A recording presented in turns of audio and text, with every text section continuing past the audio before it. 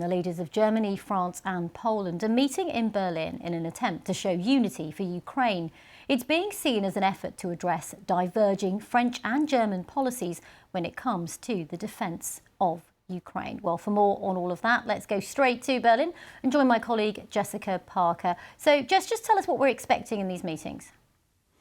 Well, I mean, of course, the meetings themselves are happening behind closed doors amongst these leaders. So we're always slightly left to guess what they'll be talking about. But it's pretty clear that in this unscheduled emergency meeting, they're going to be discussing the situation in Ukraine and the relationship, as you mentioned, between the French President Emmanuel Macron and the German Chancellor Olaf Scholz. There's been a lot of scrutiny recently over mixed messages coming from the two countries in terms of support for Ukraine. So Emmanuel Macron has been sounding increasingly hawkish. Of course, not long ago, he made those remarks that many saw, or many eyebrows were raised about them, when he said that he wouldn't rule out the idea of one day sending troops to Ukraine, something that Chancellor Olaf Scholz was very quick to rule out and said that absolutely wouldn't happen, and then that Germany was not a war party. And then subsequent to that, there have been various potshots between the two countries about who's doing what to help Ukraine. So I think a lot of people seeing this as an opportunity to try and smooth things over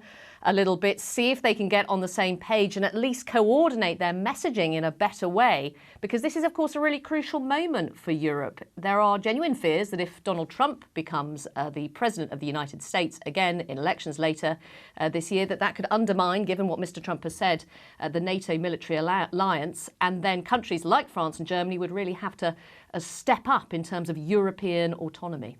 And Jessica, all of this, of course, comes against the backdrop of more calls from Kyiv for funding for Ukraine's military and, of course, hardware as well. What exactly will the conversations be on that today? What are the kind of thinking from the different countries when it comes to sending more additional aid? So ammunition, of course, I think is always high on the agenda, and efforts to send more ammunition to Ukraine, although EU countries have conceded that they haven't really been meeting their targets in that regard. I was recently at a factory, well, something that will be a factory one day that will produce ammunition in the coming years, some of which it's planned would go to Ukraine, but that's certainly this ongoing pressure point.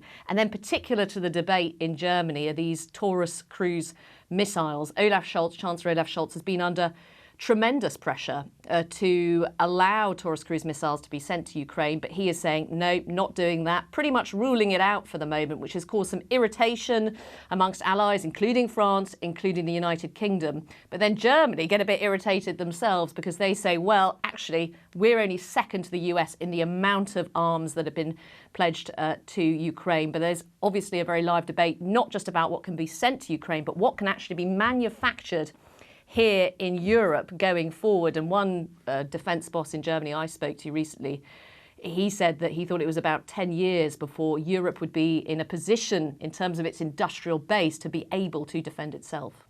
OK, Jessica Parker with the latest from that meeting in Berlin. Thank you very much.